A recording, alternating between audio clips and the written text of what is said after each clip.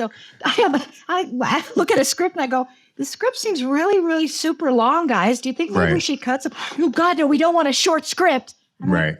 Why don't you want a short script? We had a short script last time. It was terrible. Right. Why was it so fucking terrible? You know what you do to a short script? You add a scene. Right. That's the big problem. Yeah. I don't understand.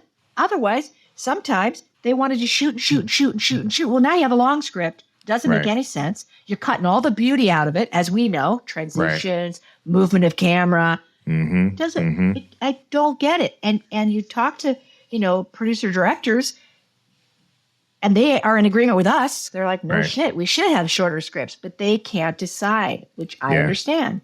I do. Some people, that's what they want to do, but it really does hurt the way that we tell stories.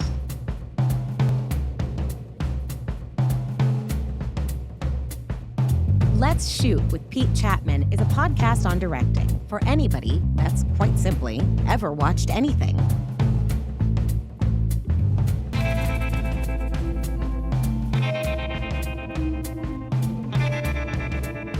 Visit PeteChatmon.com to get your official podcast merch, hoodies, hats, jackets, mugs, and other swag, and learn more about your host.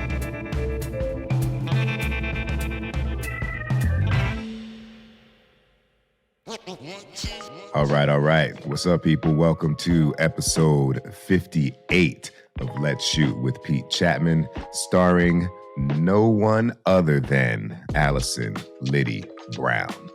Great director, really great conversation. One of those times where I came away feeling like we had known each other for longer than a phone call. And also just somebody who I'm looking forward to catching up with again and having a beer or coffee or whatever, and getting to learn more about her journey. So in this combo today, you'll get to hear two directors chopping it up. You'll also get to hear me without a bit of a cold, if you can't tell.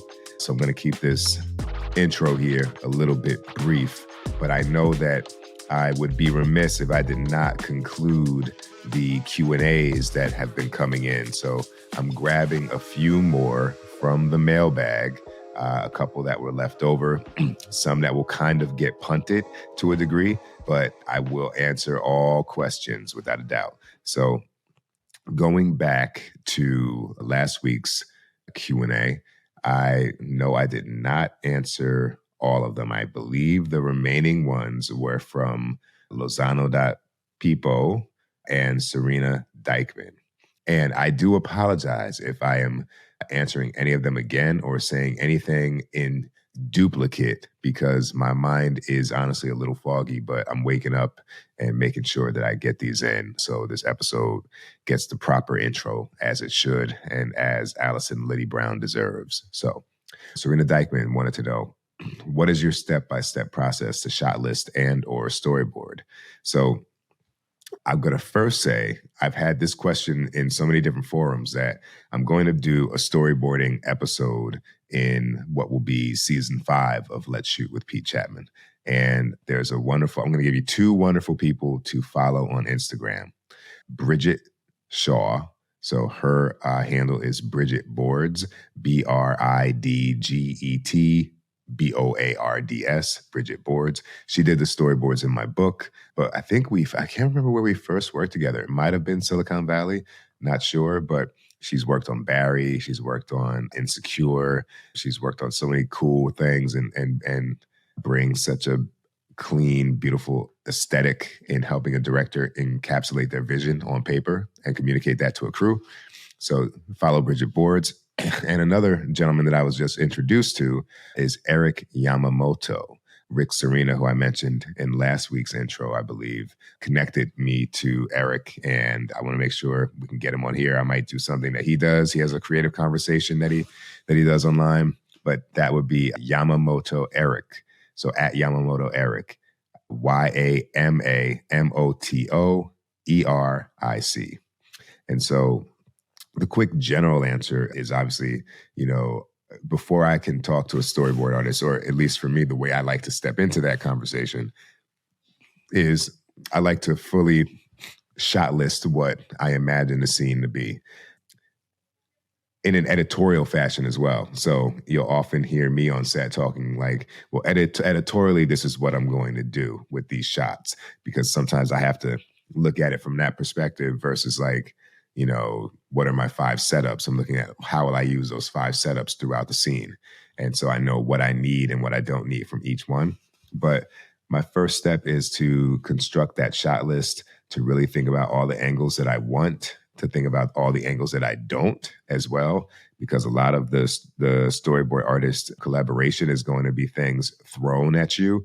So I kind of want to have thought about what it's not before I get that question in a lot of different ways.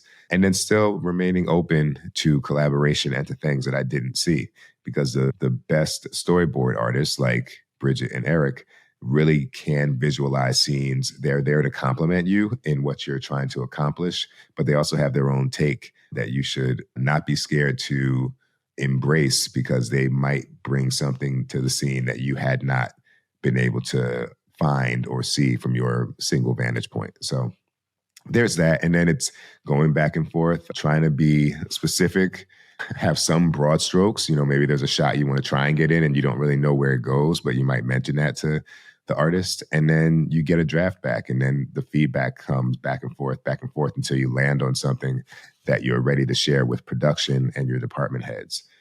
One little thing that I love to do is add the dialogue along the right-hand side, that's typically how they look, along the right-hand side of the storyboard. So people looking at it can track exactly what this moment is capturing and be able to kind of look at the storyboard almost like a comic book. So there's clarity in what we're going after. So we'll talk more about that, Serena, but that is my preliminary answer for what is my step-by-step process to shot list and or storyboard. Now, Lozano asked, how is it directing your wife or a friend or someone you know well? I think it's great. You know more about them. You know how they tick. You know how to communicate, hopefully fluently and better and more easily than you might with someone that you don't know. And I think that shorthand can be very, very beneficial. Also, there's just a level of honesty that kind of flows back and forth between people, director and actor, when you know each other, and it allows for, I think, more vulnerability or for more runway to try different things that you might not be able to communicate as well to somebody that you don't know. So I think it's a great thing, and that's the beauty of working with the same people kind of repeatedly, because you're able to develop that rapport, and over time develop a new shorthand with more and more people. So great question. I think it's a great opportunity, and I've enjoyed it. I directed 4 episodes of Grey's Anatomy. So I've done that plenty of times with my wife, and then I work with a lot of friends on a lot of shows. So it's really cool when you're able to be like, man, I remember when we were eating pizza, for a whole weekend trying to make this short film, shooting 20 hours a day. So the journey is beautiful. Moving on. Let's see. Oh, yeah. Justin Cassell. That was another storyboarding question. So hopefully the Serena Dykeman answer will suffice for you and will kind of get you ready for the larger episode in season 5. My man Tony Clomax wants to know, when shooting an indie pilot, other than story, what are some wow factors to include? My take on shooting an indie pilot or any pilot is that, the pilot is the kind of best representation of what this show could look like, right? A pilot, let's just, use rough numbers. A 1-hour drama, when it's into the normal season, is probably a 9-day shoot, let's just say, more or less, right? A pilot, you might have 15 plus days to shoot that pilot. So that means that you're able to have more coverage, which means you can do more specialty shots. You can get more takes for performance. You can probably rent more toys. You're likely to be on location instead of being on a stage or on a set. You may have better music budget opportunities. So it's like every little part of the toolkit that you have as a director is probably going to have a little bit more money or whatever resource available for you to elevate the project, elevate the pilot. So the thing that I think, from my perspective, I feel like I'm trying to go to town in every one of those categories. So I'm going to make this thing look like a feature film. I'm going to have interesting ways in and out of scenes. I'm going to think about transitions. I think that always elevates something. I'm going to think about what the B-roll looks like. That's another way to elevate. Like, Insecure, I think was a great example of like elevated B-roll. All of those like drone shots that kind of got you to see a different part, the black part of LA in like a vista kind of heroic landscape type of, through a prism that kind of presented it as a heroic, beautiful landscape. I think that made a huge impact on what the show meant and what the show's value was, because when you don't have those things and it's much more claustrophobic, it's a sign that maybe there's no financial support behind the show. It could be a sign that you don't have a particularly big vision or scope for the show. And every single category of production is an opportunity to say, look at what can be done with this project. Knowing that when you get to the regular season, the budgets go down, the days of shooting go down, the days of editing go down, and then you're probably going to, be on stage a little bit more. But, you really do set the template with that pilot. So I think wow factor in every category possible is what you do. In speaking specifically of a show, we're watching Mayor of Kingstown now. And that may not be a good example because I don't necessarily think that they saw a big decrease in budget going from like the pilot over the course of the next 9 episodes. But, what they did do in the pilot is a very important character gets killed. And that lets you know that anything goes in this show. And I think that's another kind of, that's a story writing kind of thing, like your question is asking, Tony. But I think that, you just want to make sure it's like really burning and moving on all cylinders so that anybody watching it can say, I am, as an audience member, in the hands of people who know what the fuck they're doing. And however you want to put that together to communicate that feeling to the audience member, I think is the go-to recipe. Lastly, DeAndrea Ronay is asking, what are you working on next? Well, let's see. There's a few things, DeAndrea. Right now, I'm actually booking travel for my first TV show return post-strike, something that we'll be shooting in Montreal. I'll be prepping in December, going back and shooting in January. So that's getting going. And then in January, I'll go back and do season 2 of another show. And then I've got about 3 or 4 other shows right now that are circling, and we're trying to land a plane with all the varying conflicting dates. So I'm happy to announce that it looks like we're getting back to work in episodic TV. And I'm also finishing a heist screenplay with my writing partner, Candace McFarlane, where today we literally did a Zoom read through. We're reading through the script and performing it all out to each other on Zoom to make sure the dialogue feels correct, the descriptions are right, and there's, all the things that we want are kind of represented on the page before we pass it off to our reps, and then see if we can't get this movie set up and I can get back in the director's chair as a feature filmmaker, because, that's where I got my start. Obviously I started in shorts, but, I spent 5 years raising $500,000 for a feature.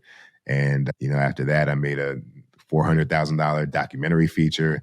And so I have not lost my desire nor my passion to tell stories and that medium. And I'm looking forward to getting back into that director's chair and introducing more people to my voice as a director writer. So that's what's going on. And in the meantime, though, what am I working on now? I'm working on being a podcast host, and I want to pass the mic to Allison Liddi-Brown. She has a BA in drama and MFA in directing from the University of California, Irvine. She's an American TV director and producer known for Heartbeat, Scandal, Grey's Anatomy, Friday Night Lights, and more. And she made her directorial debut on the first season of the Nickelodeon series, The Secret World of Alex Mack. So Other credits include Roswell, The Bernie Mac Show, Boston Public, Ed, Boston Legal, Monk, Strong Medicine. I'm just scrolling through these credits. Oh my name is Earl, Private Practice, Parenthood. Gosh, which way? Let me scroll back up. I can scroll in every direction and there's more. So again, awesome director, great journey, super personable, and a pleasure to chat with. So without further ado, I give y'all Allison Liddi-Brown as the star of episode 58 of Let's Shoot with Pete Chatmon. Roll sound. Speed. The interview. Take one. So my first question for you, I understand you have a BA in drama, and so an MFA in directing from a University of Cal Irvine. How does that thespian training inform what you do as a director? Oh my God, that was the most invaluable thing I ever did, was to find the path of theater. And it helped me to, number one, admire actors as much as I do, because that is some hard shit to do. I've taken, because of my master's degree, we had to go through everything that an actor would have to go through. We did scene study, we did voice, I did some singing, I did dance, I did ballet, which is hilarious. And you don't know me well enough to know how funny that is, but it is funny. And it just helped me to kind of see what an actor has to go through. A trained actor, traditionally trained actor, has to go through in order to be the voice and heartbeat of anything and everything we ever work on. Right. It starts with them, in my mind. I mean, a lot of people, it starts with the script, and then to me, it starts with those actors. You hire the right actors, and it almost doesn't matter. I mean, of course, a better script makes it better, but you just watch them thinking and feeling, and it's everything to me. So that gave me a base for admiration and respect for actors, and also how to move actors, because the pressure was not on. And as you know, doing episodic television, the press is always on. Right. Good morning, press starts. Right. You have to be out of the kitchen by noon. You best make sure. So there's all these things going on. And if I didn't have the value of 9 years, because when I graduated from my MFA, I was 25 years old. And when I was in that class, it was a very small class. There was 2 guys and me. And a woman came to talk to us the very last day of my directing class. And that woman's name is Lee Shallett-Schemmel. Okay. She's still directing. She was 18 years older than me. She's still directing. It's amazing how long she's been doing this. And she started in little theater. And I saw her work, and I thought it was funny. The thing that I thought set Lee apart was that she was a very, very funny director. She could take a Shakespeare play, I don't care if it's a tragedy, and she would throw some comedy in there, and I really respected it. And I thought, I can do this. I saw somebody that looked like me that was doing it. And she came to my class when she was 45, and she said, I've been observing for 8 months. And I finally got my one episode of, it was a sitcom big in the late 90s. Michael J. Fox was in it. About Spin City? The conservative, he was played a conservative kid, and his parents were like ex-hippies. Family Ties? Family Ties. Yes. And she had known very well. She had a father-in-law that was very big executive producer, and he's the one that had her observe. Anyway, so I started observing her at night and doing my plays during the day and painting houses to supplement income, teaching acting to supplement income, anything I could do to get me through these basically 8 years of training. Right. And, once I kind of did so much work in LA, and I'm talking about theater in LA. I'm not talking about fancy theater on Broadway. I didn't know anybody on the East Coast, I had, some friends, but that was it. So I really got myself sort of in with a group called the West Coast Ensemble, and they were here and they were in Hollywood. Anyway, long story, I guess longer. Because I had done so much work, this guy said to me, I did a play for him, and I said, we should make this into a little movie, because it takes place in an apartment in New York, and it had only like 9 actors. And he said, well, you don't know anything about camera. And I thought, damn, you're right. I didn't go to film school. So I literally ran upstairs to my apartment on Beechwood Canyon, and I wrote a 23-page script called The Visit. And it was about a little girl in the 60s whose parents had different views about her going to a funeral because this young girl had died at 18. Anyway, it was a dark comedy. I wrote it quickly, and I made it with all my theater friends. I got the costume person that I worked with so much, and the production designer, and just everybody. And an old friend of mine that was a DP, and he helped me find a camera. I got dolly track, and we made that thing in 5 days, almost like a single camera comedy that you and I would do now. Right. And I made it, and this is through really relationships, all the people who have loved me and have worked with me as artists, and we did it. And that little, it was on a VHS. Uh-huh. I had it in my hand, and an actor came that I had known he was a New York actor, but I had known through friends. And he said, oh, I just got a show. I said, you got a show? What show? I'll come and see you. He said, it's called The Secret World of Alex Mack. It's a TV show. And I said, do they need directors? And he goes, yeah, I just heard him talking about it today when I went in. No way. So I find out their names, Ken Littman and Sean McNamara. Uh-huh. I take my little movie. I get an appointment to see them. I walk into their office, which was a shitty office above a carpet store. Not kidding. And I bring my little tape. I open the door. He's got this many videotapes on the floor because his whatchamacallit, his thing is filled with them. Right. And I have my tape. I go, hi, Ken Littman. And he says, Allison, I've seen all your plays. Oh, You're wow. a great director. I've seen them all. He said, and Sean McNamara used to date one of the actors in your company, and he's seen all your plays. So you give me that tape. That's what did it. That's why he watched it, because of 9 years of work. Right. There's so much in what you just said. I'm like, I have like 19 questions Let's begin. I'm gonna rewind back to something you made a point about, which was you said the trained actor, right? Yeah. How does your experience as an actor help you direct the untrained actor? Because there's a myriad of things that are not necessarily accessible to them as a tool. You know what I mean?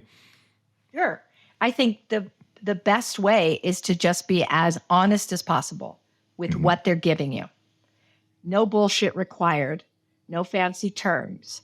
It's what you're feeling and what you're hearing out of that person's performance. And then you just say, as simply and as compassionately as you can, I'm getting this. What if we tried to add this? Let's try that. I'm confused about this. You know, whatever it might be. If that actor is that type of actor that can actually separate those things. Sometimes you can't. You just say, do it again. Sometimes you just say, do it again. And some actors are offended by that. And they'll say, what do you mean, do it again? You better tell me what you're missing. And I'll say, okay, here's what I'm thinking. I don't know You got if I'm a pen? missing, but yeah. Got a pen. Exactly. So, yeah, I think it's like being in it with them. Yeah.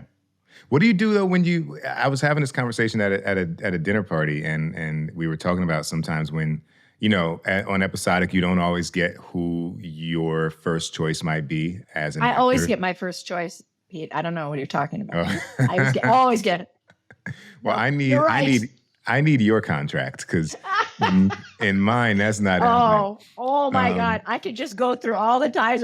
I'm like, I don't think we should do that. Yeah. And then did it.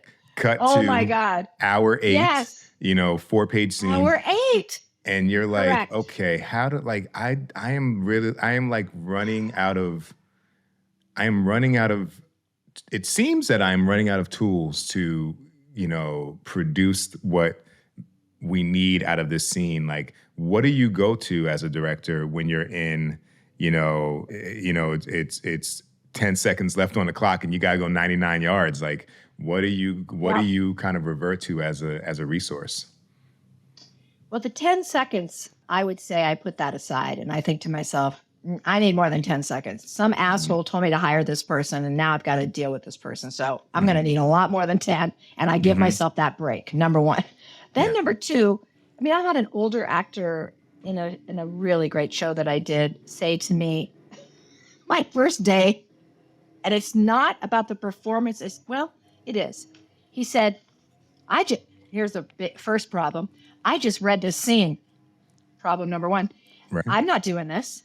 I'm calling my agent right now. I'm day one on this show. I'm calling my agent right now. I did not sign up for this. And I said, why? This is not who I am. And he's yelling and he's old and all the young actors are like, oh, you're a genius. So I said, can I talk to you? And I pulled him aside and I told him a very personal story about my father. Very personal story that related to what was happening in the scene. And that man's entire body, demeanor, everything shifted. And he said, okay. Now that was luck because I came up with thinking of that, should I, and it was courage. Should I share it with him? Right. Should I share this with a guy? I don't know him. We're artists together. He's having a problem with this. He doesn't understand how this could still happen if this happened. Okay, here's what is in my experience as a human being and as a daughter. And then he understood it. And we were like this for all the rest of the episodes that I did, because I didn't come at him with a result that I needed. With a too bad. That's just too darn bad. You know, I was like, what do I do? I have to show him I'm a daughter inside this director. I do think that the thing that you're talking about is one of the most overlooked skills of a good director, which is you're always directing, right? Like you were directing in that moment, I would argue. You were also, getting your hourly rate as a psychologist, but, these are the things that like separate being able to like direct what's on the page or not. Because if you couldn't navigate that moment, it doesn't matter what your blocking or your shots were, like this actor is refusing to do it. So it doesn't matter. And I love that story because I feel like that it really, and this is a soapbox I get on often, but like I feel like sometimes there are those who think an episode, week to week, it's an assembly line and it doesn't matter who's in the chair, but it matters tremendously what the final output is based off of who's directing that episode. Oh, 100%. I mean, can't you see the difference? Yeah. When you and also it's sort of what I like about what happened between two people, and it was two artists, two people, an older man, at that point I was a younger woman, came together because they know that there's a trust, there's a permeability that has to happen between us. If it doesn't happen, then there's no way it becomes like a weird, almost like a monologue. You'll go over there because you're the powerful older actor that everybody respects. You've had a career forever. I'm starting out, or I'm midway, or whatever I was at the time. So you could dismiss me, but you didn't. You listened to me and you saw that I was sharing something. So it's like this idea of artists coming together with money involved. That's the difference, It's money, and he has this money and I have this money and that guy has that money, and we're trying to make something. And like you said, some people don't respect it at all, but at the core of it, the respect is what we draw from each other. And you don't have anything except for a Google page or a list of a resume. If you even look at it, people don't even look at those things. But what else do we have? We're people that have had a life. And you've had your experience, I've had mine, and that old white man had his. So it's like, how do we somehow together find a common ground to tell the story that somebody else is paying us to tell? Right. Yeah, it's collaboration at its finest. Yeah, and at its deepest. At its deepest. You know what I mean? To be able to share something personal like that, that's a deep. We ask actors to do it all the time. Right. They have to cry. They have to hit somebody. They have to make love to somebody. They have to abandon somebody. So if I'm going to ask them to do all these deep-rooted things, why can't I share something about myself? It actually makes sense in a way without it overpowering or they have to take care of me. That's not what it is. It's just I'm going to share something. And I think early on in my career, I was sort of so wanting to be the smart one, the girl that can do it, that you don't think, what about the human being? Right. Yeah. I mean, that is part of the early challenge too, because you are, I don't know if it's imposter syndrome or if it's just, we're up against, we know what the landscape is and we want to make sure we present ourselves as not infallible, but like, well, maybe infallible. Maybe it is. I can't think of a better word. But that's kind of like capable. Like we're super capable. We belong here. Yeah, we belong here, and like the youth, I think makes you feel like not knowing the answer makes you incapable, but not knowing the answers is perhaps the strength of someone who knows what they're doing. I think you're right. I think it's we as young directors, I always had this fantasy. Oh God, I just can't wait to become an older director, like you said. Then I'll be infallible. Then I'll know it all. Right. The only thing age has given me is the comfortability to say, I don't know yet. Like we'll sit around for I don't know if you've had this experience, but in a concept meeting. Well, how many people do you want there? What side of the arm is it going to have the burn? What do you think this is? How many of those? I think I have no idea. I haven't even picked the set yet. The location. How do I know how many people I need? You just gave me the script last night. Exactly. Right. So I can say now, I don't know, I'll get back to you. But back in the day, I'm like, 14 people. Right.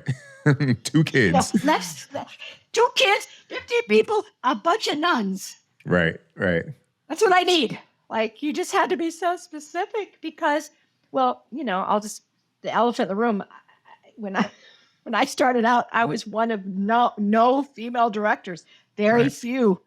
Leslie Linka Glatter, and I don't know. I mean, I'm sure I could think of 10, but that was about it. There's about 10 people working that were female directors. And then they would just look at you. And if you messed up, which I did on CSI Las Vegas. Well, I feel like we should. Yes. I feel like, is this something? So wait, I do want to, we're flowing, but I just want to. We're flowing, man. I want to know, because normally I would ask you, well, where are you from? But like, tell me where you're from and then transition into your CSI story. Okay. I'm from Los Angeles. Okay. Basically born and bred. I was born in Catalina Island. That's just another thing. Weird thing. But I was. And, I lived a couple years in Houston as a kid, and we lived a couple years up north. But basically, LA is my home. That's where my family was from. That's where I went to school. And I knew I had to make it happen in Southern California. So that's when I went to Irvine, I met Lee Shalit, and she's the first person that I saw that looked like me, that was making money being a director. And I thought, wow, I wonder if I could do TV and also do my theater. So that's kind of that's what I was hoping for. Got it. And now on to CSI. Okay. So in my early days, I started with Alex Mack, which I mentioned, a Nickelodeon show. Those two guys that knew my work as a theater director. That's why they took my little tape and then they gave me my first Alex Mack. I quickly got my second. I started doing Cousin Skeeter. I started doing all the Nickelodeon shows in the 90s, basically. And I was having a blast. And I moved from that to doing Disney shows. So that's kind of where I got my ears, a little wet. It was learning camera, lenses, blocking for camera, scheduling. All of that was sort of trained. I was being trained by the studio called Nickelodeon. And were these multi-cam shows or single cam? No, they were all single camera shows. Okay. Yeah, they were all. I was so lucky. I mean, Alex Mack I got to learn about, special effects and visual effects and stunt coordinators and comedy. And it was kind of scary. And I mean, it was everything. And I did it for years. I was really lucky. So because of that, I was doing pretty well for a young director. And I had known a woman named Ann Donahue, who was a producer on a little show called CSI, while The Fugitive was happening for NBC, and everybody was putting all their energy around that, and that was going to be the big show. And what the hell are these two girls doing with this thing called CSI? What the fuck is that? Right. So she did it. The biggest hit ever. Hit ever. I was thinking the other day, I think it was like 30 or between 26 and 30 million people watched that show. Yeah, I mean, it was crazy. The youth don't know what it was like when that was just Thursday night. 30 minutes. It was guaranteed that's what you were going to get, or that's what you're going to get. The Seinfeld finale was 90 million people or some shit like that. Unbelievable. Now you're happy to get 512,000 people, after the 3-day tally of DVR. God. Yeah. So different. I mean, it is. That's why our whole business. That's another story. Anyway, so Anne hired me. She goes, "You're going to be my pick. You're my pick for season 2." So now I'm at the biggest show ever. My kids are babies. Mm-hmm. I'm observing. Every day I go in and I'm watching different directors work. I'm meeting the actors. I'm watching. And it turns out that the DP that I was working with was a DP that I had known years ago, but it wasn't good. It wasn't a good situation because there was a little power thing. There was a little romance thing. It was not good. And I step into that and I'm like, oh, he's going to be my DP. Right. And he had just asked them, can I direct an episode? And they said, not this season. And then here I come. Right. So it was not great. And she would call me and say little things on my phone. She would say, "Als, whatever you do, don't swing the camera around. They don't like it." Mm-hmm. Studio doesn't like it. So I think, okay, don't swing. Als, whatever you do, don't have a high angle. They don't like it. So she was telling me, and God bless her, she was trying to help me. Right. And she was telling me all the no's. And that poor guy, he had a thing about me. And then I come in. It was like a shit show. It was terrible. And those were all things that were those angles that he was pitching as, things? No. Okay. No, he was just looking at me like, what do you want to do? And I was like, he can walk into that. And I thought, don't do that. That's swinging the camera around. like fucking hinging somebody in. I was afraid to do. It was crazy. It was my inexperience. It was her being afraid. She was trying to help. It was the thing about us from the past. It was terrible. But what I love about this story is that years later, she sees a show that I did called Friday Night Lights. She loves it. She calls me. She's like, "Okay, here's what we're going to do. I'm running Miami now. You're going to do a bunch of Miamis." And I did. So I did a bunch of Miamis. Then I did a bunch of New Yorks. And then I went back and did another Las Vegas. So it all worked out. It was just one of those terrible, like a tornado of weird events that came together in a very high stakes situation. How would you have handled that, maybe a few episodes further into your career? That situation of don't put the camera here, or all the kind of, personal politics and whatnot. I think that I've never had before or after anything that personal all happened at once. So that's was crazy. But now, of course, as you move along in your career, you just get more confident with where a camera goes because you're thinking differently, right? I would block a scene in terms of where I thought the dynamic of the scene would go emotionally.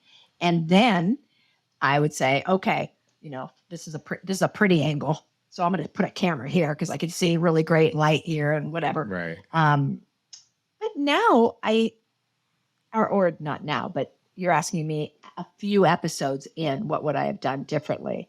Mm-hmm. And I think a few episodes in might not have cut it. I think I needed more time to be able to handle something of that caliber. I really do. Is there a moment you can identify where you were like, it's clicking? Like the director I imagine myself to be, there's always room to improve, but I feel like I'm in that skin right now. Oh my gosh. Yes. I would say probably the first time I love doing Alex Mack. My wife says, you cannot just go in there and talk about Alex Mack. You're not allowed. You're not allowed to talk about that show. It's like your first love. You know what I mean? So I talk about it with such fondness because it taught me so much. And the pressure wasn't on. It was the opposite of CSI, right? The pressure is all on. It's like, oh my God, this is a big show. So I think that in some ways it was Nickelodeon that I was like, I knew I could do this. And as I was learning, it didn't feel like I would set up a shot where I would have the master looking at a kid who's leaning against a locker. Yeah. Okay. And the other kid is maybe the back is to me as a master. And my DP, very sweet, would say, hey, you know what? If you just move them like this, the master could be, 50-50. And then you could see down the coverage, which is where they're going to be probably living in, this close-ups. You're going to be looking down the hall. You're going to have what's called depth.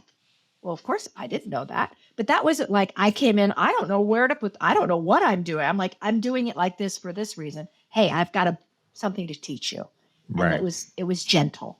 And then I would learn. And that didn't take that long for me to go, right, depth. That's not that hard to learn. Right. By the way. Right. So I got better and better and better. And it became easier. It did feel right. It felt right from the beginning that I had that job. Like Kerry Washington once said to me, she's like, you know what? I go, what? She goes, this is the exact right job for you. And I said, I think you're right. She goes, you just come in here and say things and leave. I'm like, I do. I think it feels like the right job for me. I'll never forget that. It was so cute. But yeah, it's always felt right. That doesn't mean I don't run up against like, holy shit. Right. What you're not now? doing the job if that doesn't happen, right? Yeah. Like how do you block? Like how do you go in to block a scene? What are you thinking about when you do it? Well, I do not have a BA in anything close to acting, but I did take. We were required at NYU Film School to take 2 acting classes before we could take directing. And so that's great. I appreciate what I know is happening by the trained actor. I know that I don't have the appetite to tap into it like they do. I was going to say I know I can't do it, but I think I could. It's not what my desire is. Okay. And so I kind of begin every scene from, where is the actor? And I try and imagine as many scenarios as possible that are truthful and emotionally driven for how they might move through the scene. Because as you know, you get these scripts that often have very little blocking. And you've got to come in and present a pitch, even if it's broad strokes of what you think, where you think people move and why. And so, from there, I usually try and block out something elegant that will probably not be right for TV. But I want to keep that muscle engaged. Like I feel like if you just go right to what's the simplest way to do it, you're just going to become a simple director. But yeah, that's kind of the approach. And then the shot quantity will kind of dictate any little changes that I might need to make to accomplish it in the time allotted. But I say all the time, I feel like blocking is directing in TV because, like you said, if they don't want to swing the camera or if they don't want high angle shots, like, well, however we end up piecing this together with the composition of each and movement of each frame, if we have buy-in on the blocking, that's really the difference between your episode and mine, right? Like outside of specials and like maybe entry points into scenes and transitions, like it feels like that's kind of the real meat and potatoes of the interpretation of what's happening. Right. It's through movement. Yeah. I agree. Yeah. But then you get on shows where they're like, they don't want people to move. And that always baffles me. Oh my you know, God. Because they don't want, I have one in I particular. don't understand it. Yeah, I did discover on the one where I had the challenge that what I think was going on underneath it all was that the showrunner had a traumatic experience of maybe having to cut some dialogue because it was happening on the move. And so it turned into this like mandate to not have people move.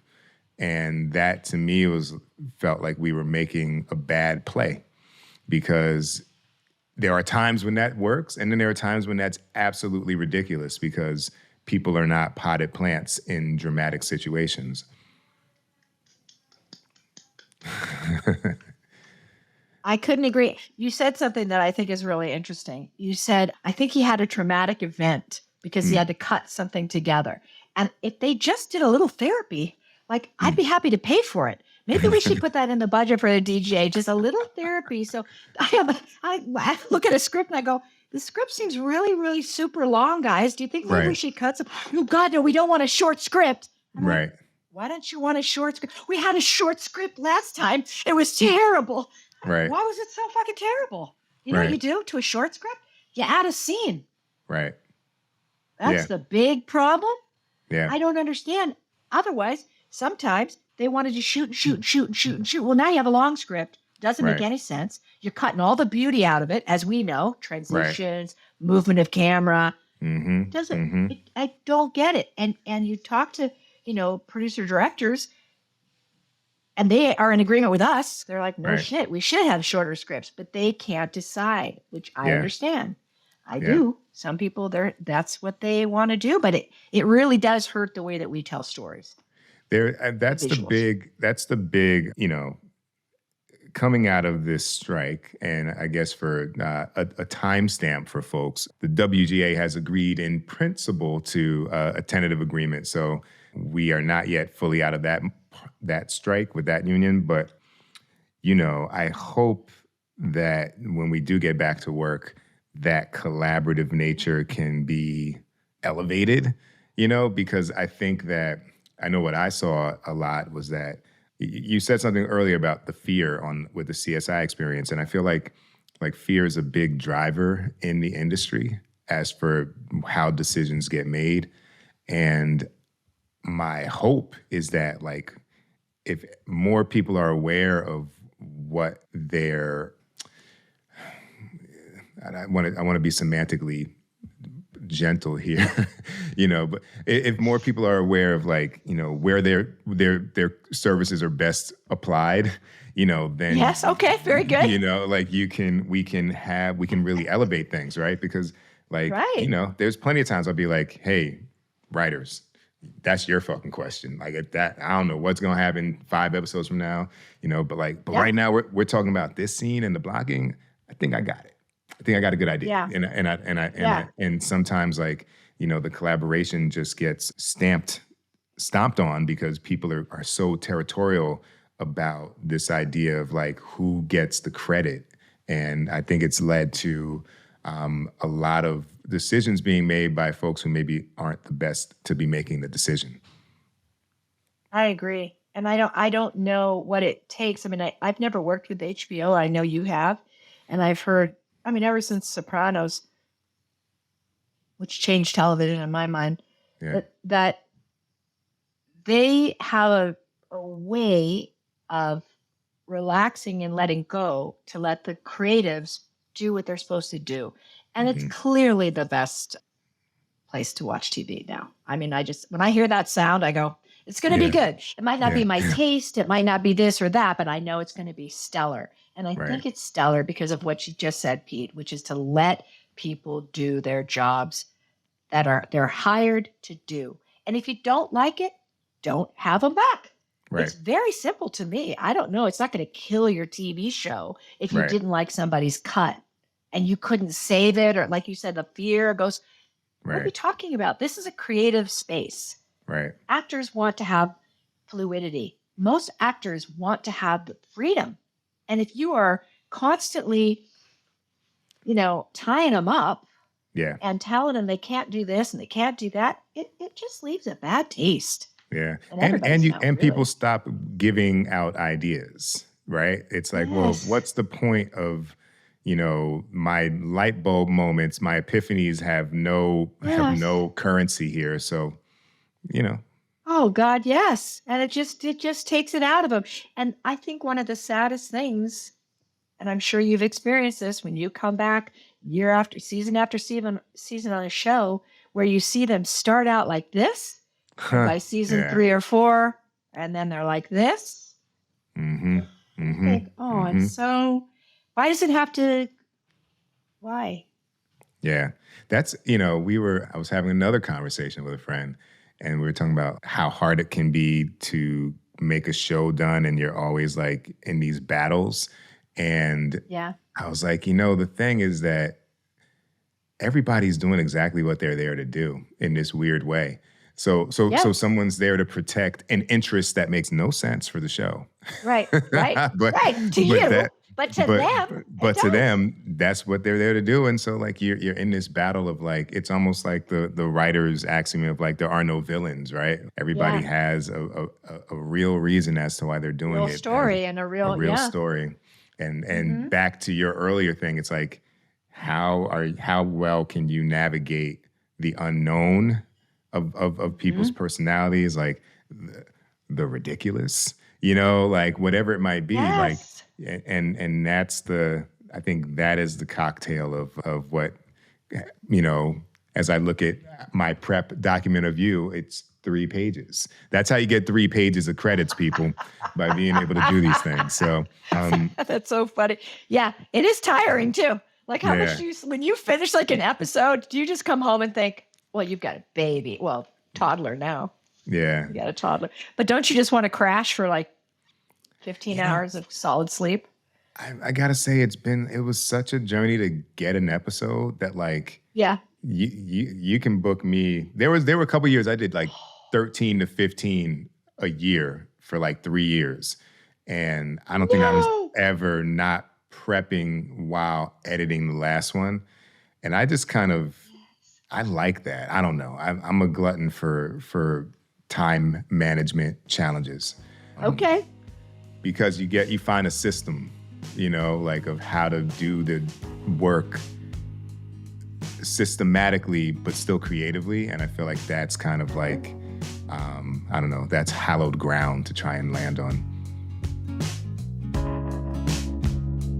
Hi, I'm Jonathan Judge, director of Young Sheldon Life in Pieces, and you're listening to Let's Shoot with Pete Chatmon.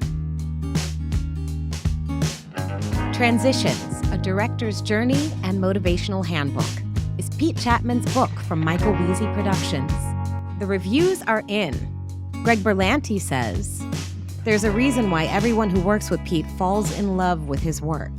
The lessons he imparts here are invaluable. Do yourself a favor and read it cover to cover." From Sarah Gamble, "Pete's sharing gold nuggets that will spare you a ton of wasted time and help you channel your drive, talent, and ambition in the most productive way." And from Jesse Williams, "This business has everything to do with preparation and expectations. Transitions grounds lessons in reality while empowering our artistry to run free. Not an easy balance to execute." Transitions, a director's journey and motivational handbook, is available on Amazon and anywhere else you get your books. Don't forget about your mom and pop shops, people. So I have to ask, what was the transition like going from kid stuff to dramas? It seemed like very similar but longer. It really did, because I was given a show called Second Noah. That was my first. It was for ABC. Mm-hmm. It was executive produced by Pam Long, who's also still creating. Just won an Emmy like 2 seasons ago for something that she did. So she was one of the first people to give me. That was a big job, and that was about kids. Starred Ricky Marsden, who was 19 at the time, and it was pretty good one for me because it was about. There still is a ton of kids in it. You know what I mean? And parents. And animals. So somehow, that was my little stepping stone. And it seemed really good. And then they started doing a bunch of stuff in Canada, shows up in Canada, like anthology series and stuff like that, which was also great because it was different genres. It was like I did some horror and it seemed like I was at the stage where they'd call me and go, "Can you be in Canada tomorrow?" Yes, I can. Right. So it was that kind of thing. They just threw me around because I was the new kid, and it worked pretty well. I mean, I had probably, I could count on one hand really tough situations that I went into. And that first CSI was just, I wasn't ready. She was scared. That thing that it was just one of those tornadoes. But that was one weird thing that happened. Most of the time it would go fairly well. I mean, I had some tricky DPs starting out, in the 90s. They seemed, a lot of them, well, they were mostly white guys in their 40s and 50s and 60s. And some of them would be very open to me, and a lot of them would not be. So that was my hardest thing. It wasn't usually the actors. That usually went fine. The writers went fine. But it was DPs, because that was also what I didn't know as well. So I wasn't as confident, and I had to do a lot of I'm trying to learn, but not act like they're doing it. Like I still hear stories now where directors will say, they'll block a scene and then they look at the DP and they go, "What do you want to do?" To the DP, Right. which I have never done in my life. I don't care when I was brand new. What do you want to do? I would say, "Here's what I want to do." And then they could tell me why it was lame, but I would tell them what I wanted to do. You gotta have a perspective, even if it's to be molded. Yeah. That's right. But I've never had anybody. I mean, I've never had the privilege of saying to somebody, what do you want? I just think that's a little bit crazy, and a little bit, if a woman did that, you would be out. That would go down to this floor. In regards to that, when you have a DP available for prep, which is not always the case, right? Do you meet with the DP before you have kind of determined your blocking shot list ideas, or absolutely. Or do you wait until you've got a handle on that and then have a conversation? I think it depends. I said yes, absolutely. But I think it does depend on the show. If I'm familiar with the show, if I'm not familiar with the show, I want to meet with that person kind of early on, just to sort of talk in general terms about the episode, about how things work, trying to pick up any bits of information that I can. If it's a show that I've done a lot, I might not meet with that person for a little while until I get more like, okay, I am definitely going to use that, room to do, that set to do that scene. I'm going to move that scene outside. I'll check with he or she to make sure that that's cool with them, if they think that's a smart idea, because that's going to determine the whole day, if I'm shooting outside. So I usually wait for later if it's a show I've done before and I know the DP and the DP knows me. But if it's a new show or a show that I'm less secure about because of my experience with it, I will meet with them as early as I can. And what does that meeting look like for you? Like, what do you step into that meeting looking to determine, or like what kind of questions are you asking? Well, for me, I'll say I really think the whole episode is sort of building toward this scene. This to me is the climax of the scene, and trying to build tension to that, or trying to build humor for that to that moment of revelation or whatever, the veil being lifted. That's our moment. And to do that, I'm thinking this and this about lighting. Let's look at our lighting specifically, or let's look at the way the camera's going to move specifically, or whatever that might be. And these are initial thoughts, initial vibe, feeling. What are your thoughts about it? Oh, I like that scene too. Or he'll say, or she'll say, mostly it's he. I mean, I've worked with probably 3 female or 4 female DPs, but that was only in the last 5 years. Before it's always been male DPs. And I'm really so happy that shifted. But it's sort of like that. We'll go through sometimes page turn. Yeah. It just sort of depends on the person. Sometimes they're busy. They can't even meet with me. Right. It's such a case by case. I'm always curious because I feel like sometimes you know, on certain shows, you get a sense of like DPs that kind of just want to steamroll it. And so I in those scenarios, I try and come with a pretty solid idea of what I want. Smart. I'm open to suggestions, but like, I also don't want it to like go, you know, to left field when I don't have anything to offer yet that I would stand on.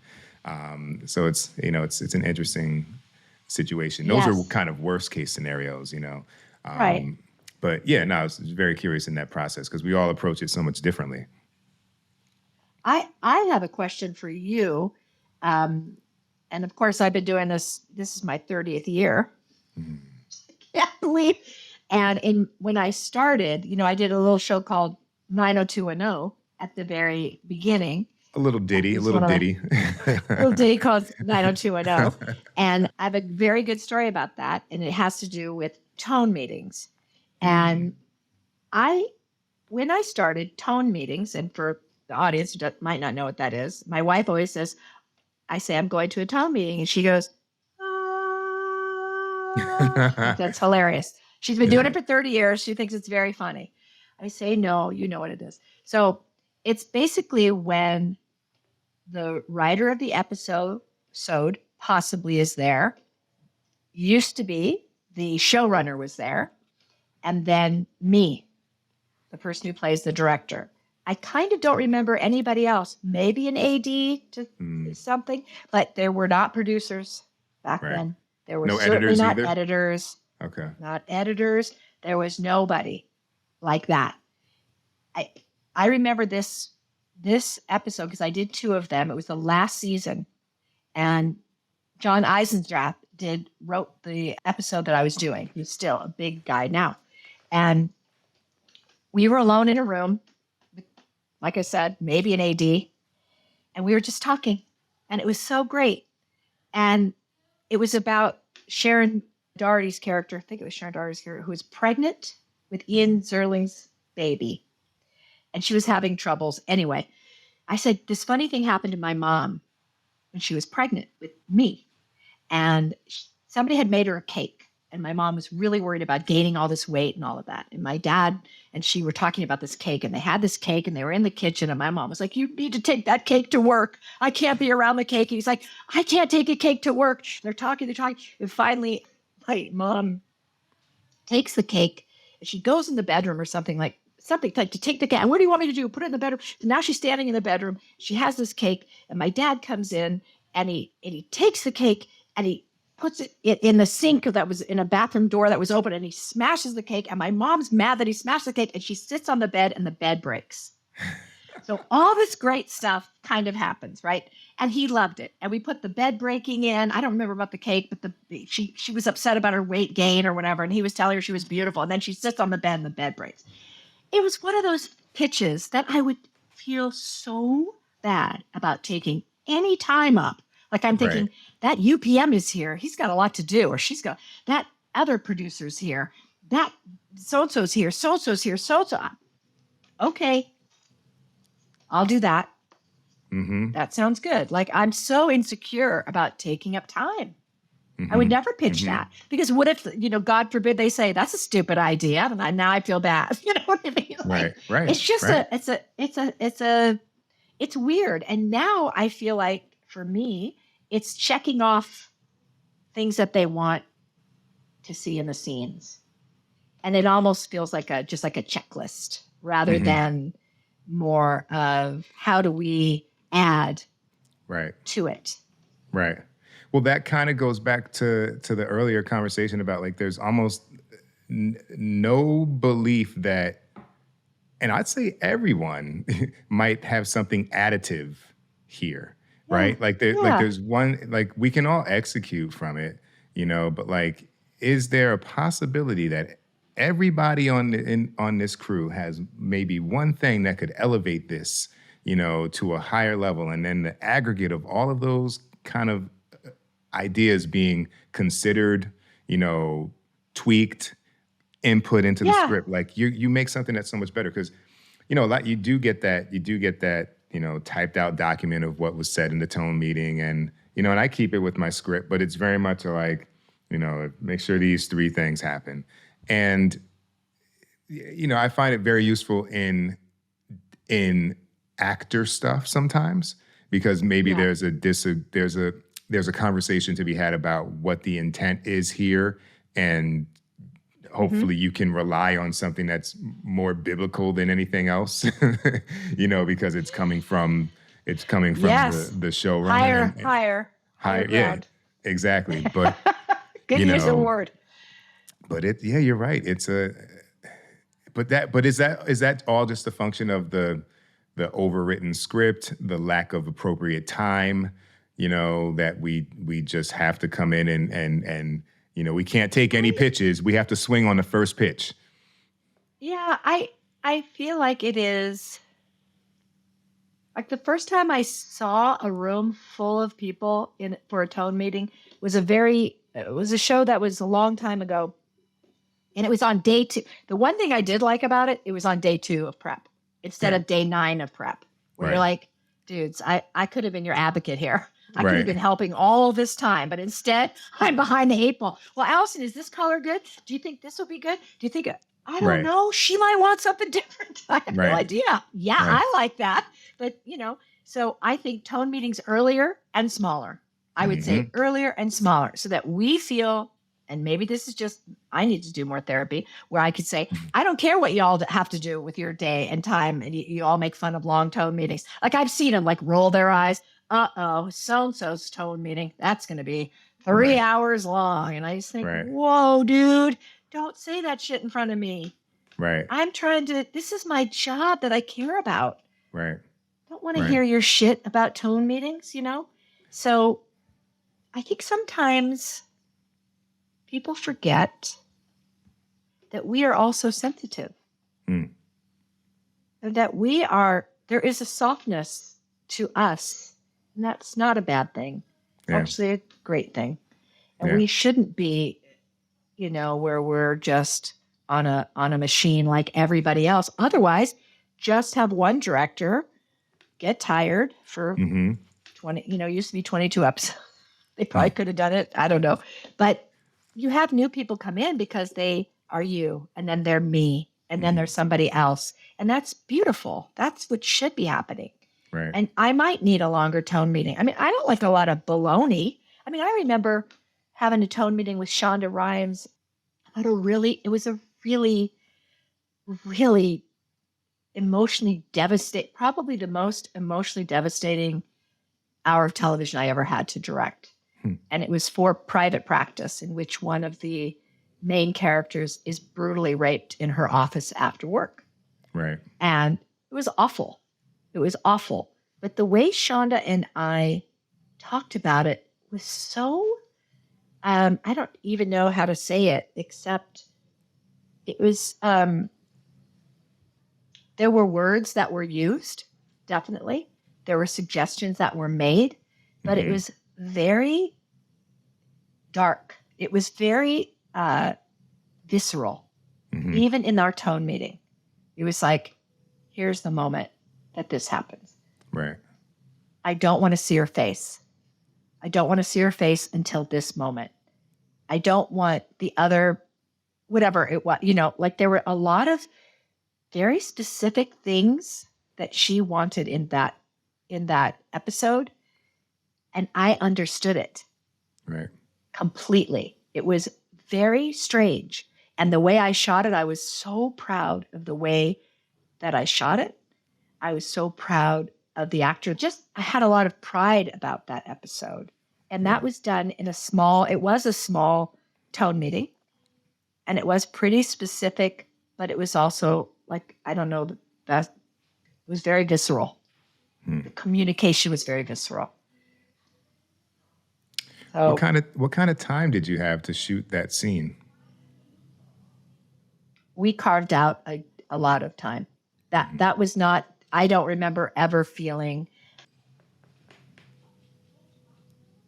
time concerned. I don't know. That was one of those things that because that was it, that the AD made sure that we had the time that we needed to talk and to talk to the crew too, and just to kind of get everybody in a space that could handle what was about to happen. Right. So we really did. We were mindful of that. We might even have had an extra day because Shonda was really good at that. Well, that whole Shonda Land, great at allowing us to do what we had to do. Sometimes it would bleed over, if it was one of those episodes, they would allow it. Right.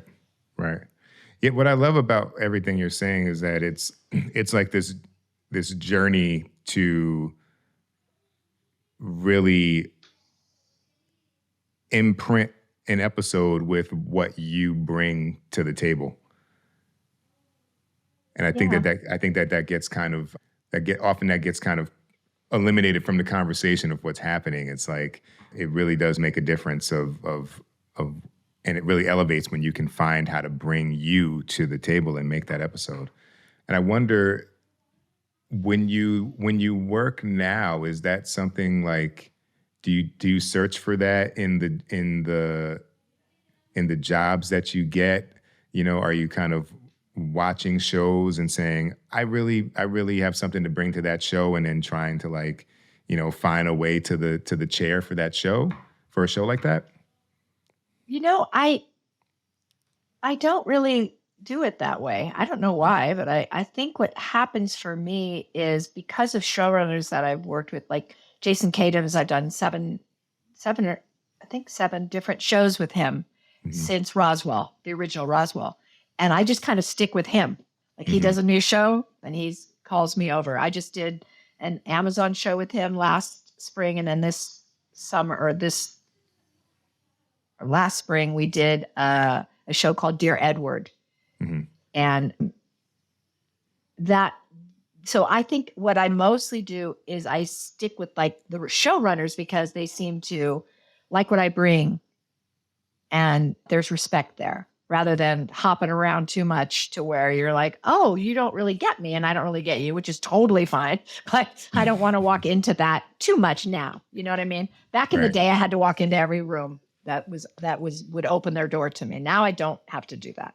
So to me, it's the showrunners. Have you, correct me if I'm wrong, have you been a producing director on a show? Yes, I was a producer director on a show called Transparent. Okay. And so for a season. Yes. Tell me, and also another show called Heartbeat. Okay. That was a medical show, and I was a producer director on that. And what's your talk about, compare your perspective on that job, or the realities of that job from like being an episodic director to like being the producing director, and how you handled the job. Well, Transparent was already, an Emmy award-winning show, very, very successful, very unusual show in that Jill, who's now Joey, had his way now of working, which she would say, there's enough time and there's enough money. We don't have to worry about anything.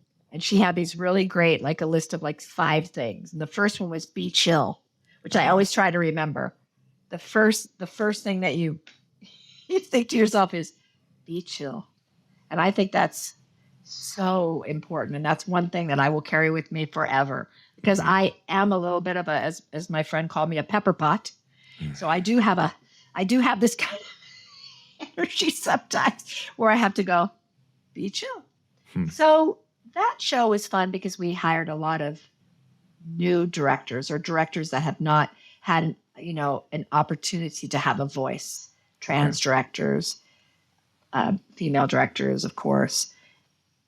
And that was just very powerful in that regard. They also had a way of working, which was like a sort of a method of things to ask yourself about transitions. She called them, she even called them beats.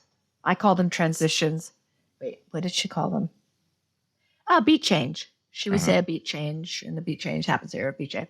And if she had more than 2 beat changes in a scene. It was called a bubble scene. So that was like a very unusual show to be put into that saddle, you Right. know, because it wasn't like your typical. So I worked a lot with the editing, which was really, I had 3 beautiful editors on that show, and that was really spectacular to do. Yeah. But the other show that I would say is a little bit more typical would have been Heartbeat, which is a show that I worked on with Jill Gordon, was the head writer on that show, creator of the show. And that was really fun because you got to hire the people that you know and like and work with them.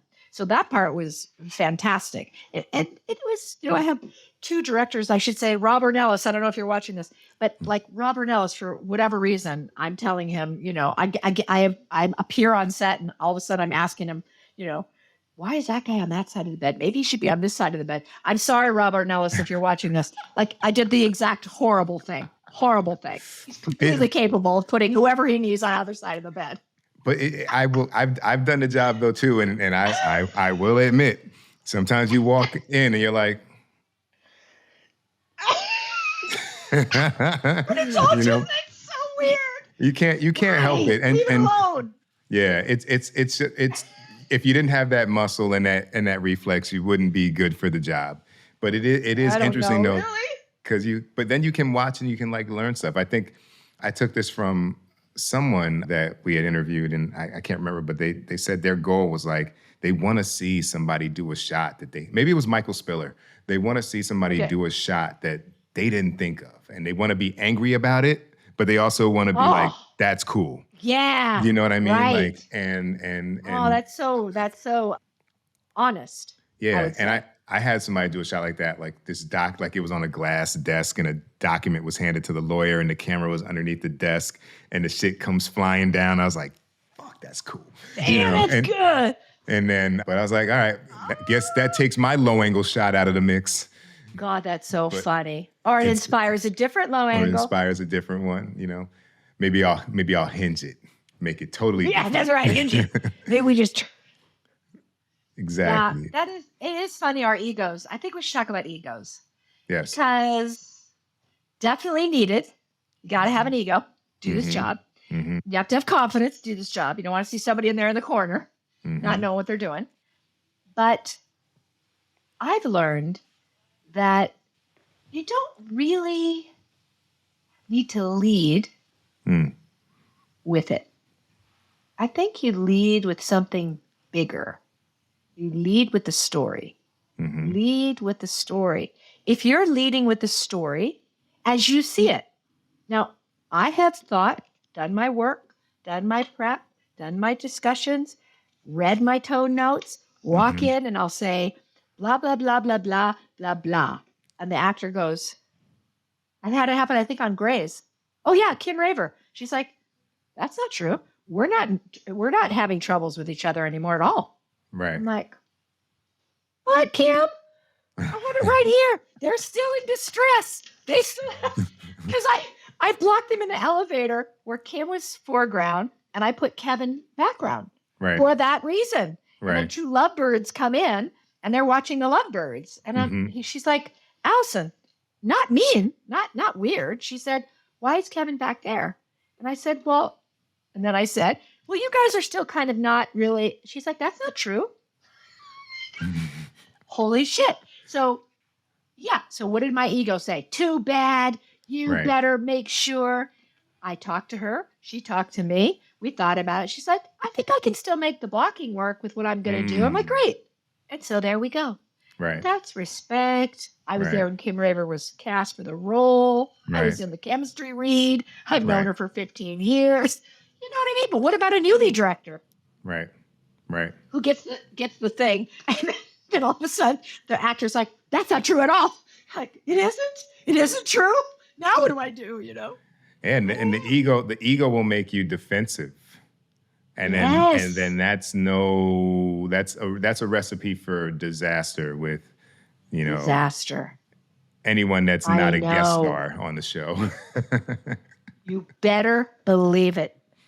Yes. So that ego we have to make friends with it, him or her. Make friends with it. We know we have him. He's going to be back there in the chair with us. Thank God. But also be chill. Yeah. There's so many analogies. Be chill is great, because even as you're leading with what the story is, you still have to have an aura about you, and a chill aura will always be more well received. But I find there are all these. I have a bunch of Post-it notes on my two computers here just to kind of keep me honest.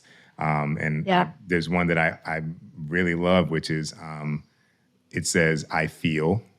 So I feel versus I think, because we can argue about what I think, but we can't have an argument about what I feel. And just to remove that grenade pin from somebody who wants to be I'm writing contentious. that down right now.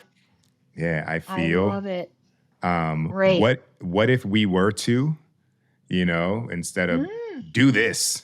And I wonder if this comes from Judith Weston's book. I'd have to double check, because I read stuff and make notes, and I don't necessarily put a bibliography on my Post-it note.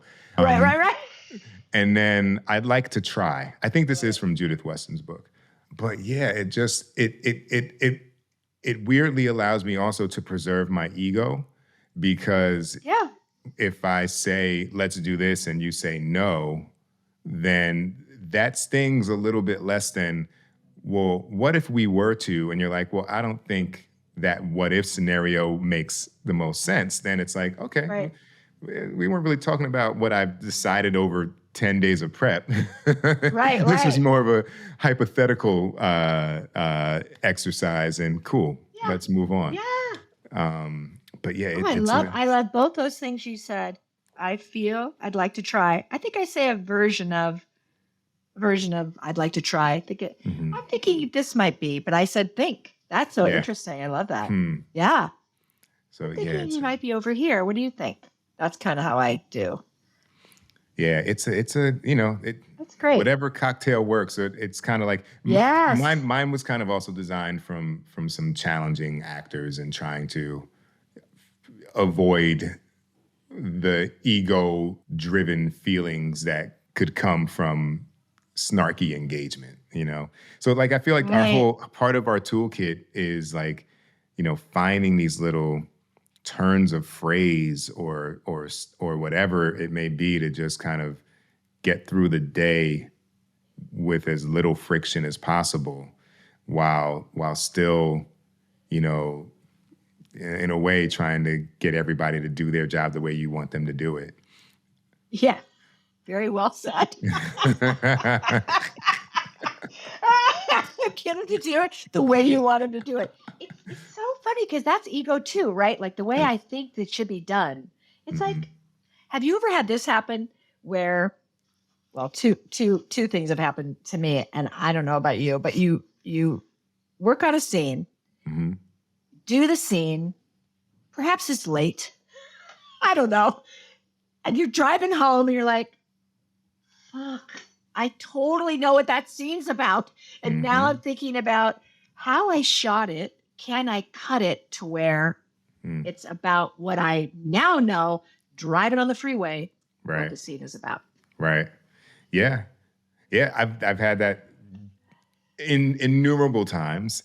And I've also had this thing in which is, it's not the converse, but it's the other side of it, which is I've recently watched a couple things that I've done, and I remember where I was kind of feeling a certain way about maybe not getting something the way that I saw it. And then I've watched it as of late, and I'm like, this is really good. That really works. And you mean even with the changes that somebody else made? Exactly. Or even not getting the moment per se, the way that I envisioned it playing out, and even walking away sometimes from a scene we could have got, it needed a little bit more, sauce on it, but we got it in the can. And then I'm like, wow, that's really fucking good. And it's with it's with distance from all of the oh my God, emotional connection to what it was or wasn't and whatnot. And you're kind of like, wow, that's some good work. Good work, Allison. Good work. Good work. We did okay. Yeah. You know, I was doing a scene for Dear Edward, just beautiful story about a boy, real story about a boy who loses his entire family due to a terrible plane crash in which everybody dies but him. And it actually is based on a real story that happened like 15 years ago. And I'm going to say Finland or something like that, Right. where a kid, he lived. And then, Wow. so the boy is on his own. Anyway, is living with an aunt who is estranged from the family, played by Taylor Schilling, who's amazing. So there were 2 scenes in a garage that was stuffed with his parents' belongings and his brother. So it would, have the mother's name and sweaters, or the dad. And so this poor woman, this new auntie, who's now becoming a mother, has this garage shoved. And there were 2 scenes. And I thought, how is this scene different than the other? It was about, he was in the scene all alone, walking through the stuff, and then the aunt comes in. Same exact scenario twice. Right. And I kept saying, do we need both scenes? And they're like, yeah, I think we do. And then, they gave me a reason why. So the night before I'm shooting, I'm rolling around in my bed. I'm like, what can I do? What can I do? And I thought, oh my God, what if I made those boxes talk? What if they spoke to him? They were sounds of his parents. They were sounds of his previous life. They were sounds of the home. So I went through and I looked at the pilot, which was being shot as I was prepping, because I was doing the second episode.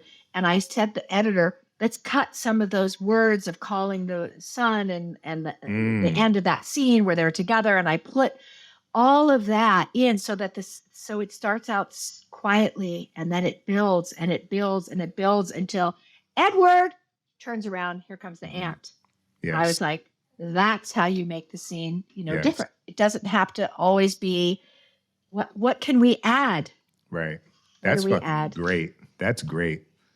Even just you explaining that, like, I get chills, like feeling the impact of what that is for the character, but also appreciating how the audience would be receiving that, because like you said, now there's a progression, that differentiates it. It's got a different emotional value. It's got a heightened emotional value from the first one.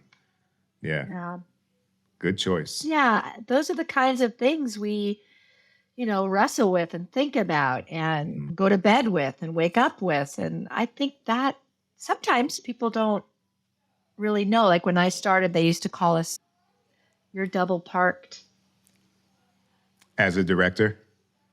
Yeah, you're just double parked. Yeah. We're going to wait for you to get out of the way, and then the next one comes. Yeah. And they're double parked. And then they get out of the way. And then, because we're just going to do what we want in the editing room anyway. It's like, well, not if I have something to say about it.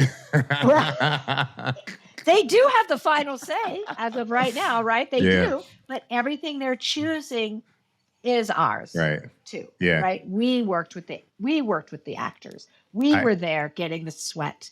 I hate to say it, but it is what it is. On one show, I was having such a back and forth with, people above me that I started shooting coverage first. So they could not come in and pull the threads out of what I was doing, as they had done to me on 3 separate occasions. What? And so then it was like, oh, well, I don't think that, they should be leaning on that door frame. I'm like, I shot the coverage. I'm going to fall back and get the wide, and then we're moving on. So little bit, it was a little bit of a gangster move, but I was tired of it. Gangster move, sometimes we got to move. We're out there in the trenches. Yeah, because you gotta, sometimes it's like, oh man, I don't know. Some of these comments, I feel like, I know you'll understand, but sometimes it's like, you will appreciate this beyond the fear. The fear is making you say, don't do this or don't do that. But when you get beyond the fear and you actually have to experience this, I'm willing to not be invited back because I put this person at the fucking door frame. because Correct. I think it's better, you know? Right. So, you know. And like I said, I don't think it's, you tell me one scenario where leaning on a door frame is going to kill Right. a scene. I don't Right. think so. I just don't think so. Yeah. And you're right, the fear, but how do we, it's like going back to therapy, you know, how do I soothe myself through my own anxieties? And I Right. don't make that somebody else's responsibility. It's my responsibility. Right. And they have their responsibility to themselves. And when they splash it all over me, I have to just step back.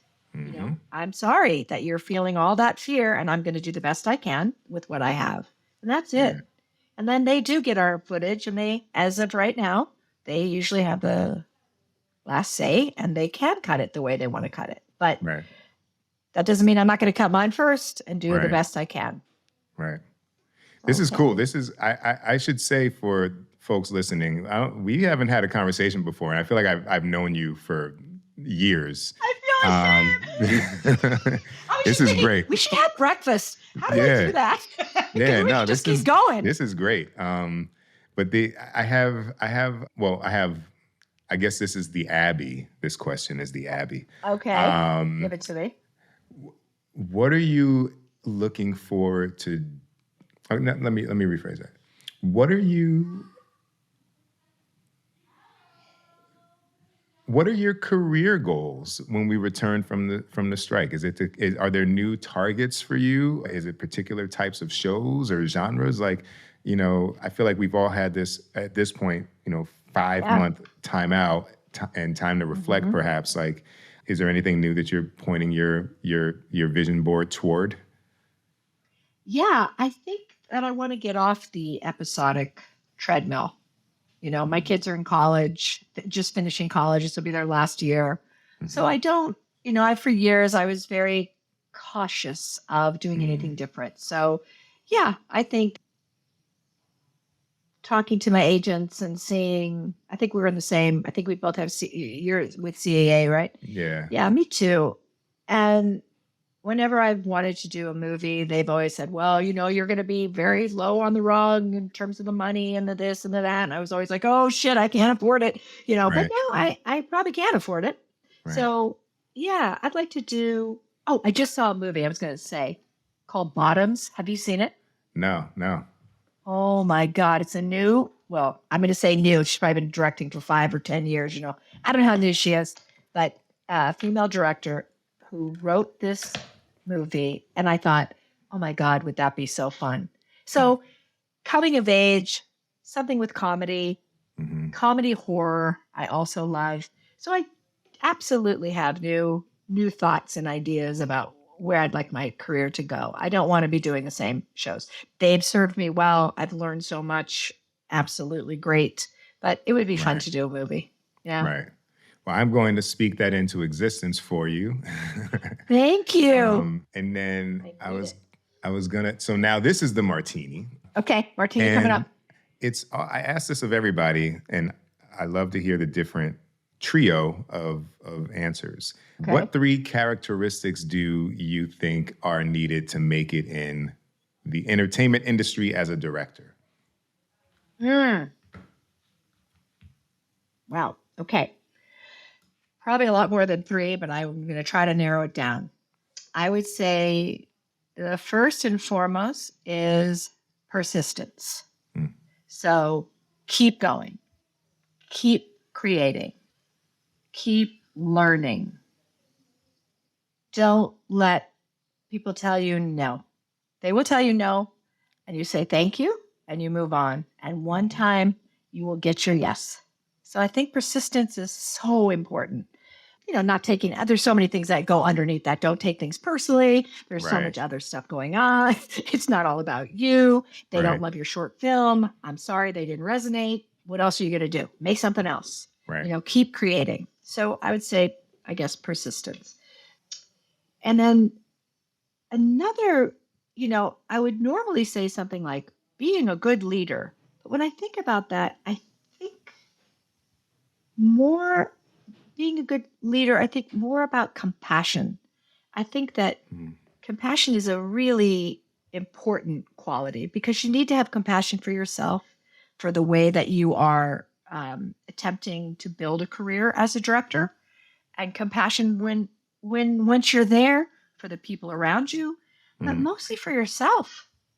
To have compassion for yourself, because I think we are overachievers probably at best, and just very hard on ourselves at worst. And to be able to have compassion for, gosh, I couldn't answer that right for this particular actor. I didn't have the right words for he or she. And I really feel badly about that. But you know what? Tomorrow's a new day. we're going to try something new.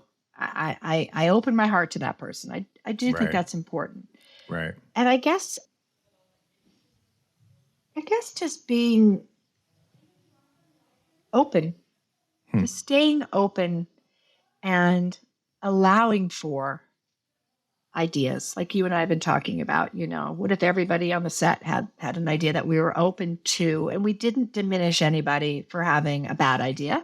Right. And if somebody diminished us in a tone meeting for having a bad idea, to be able to say, you know what? I'm so happy that I at least had the courage to put it out there. Right. So to stay open and not get jaded by, however many bad showrunners we run into or whatever, whoever the negative force is, to stay as positive as possible and to know each day is really a new choice. Each day is a new choice. I love it. So persistence, compassion, and remaining open. The Allison Liddi-Brown cocktail for success. That's it. That's it, man. 30 years.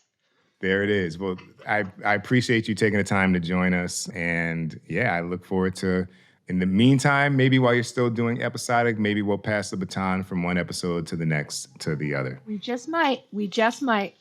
I hope so. I hope I get to see you in the flesh. Yes. Thank you. Thank you, Pete. It was great. It was great.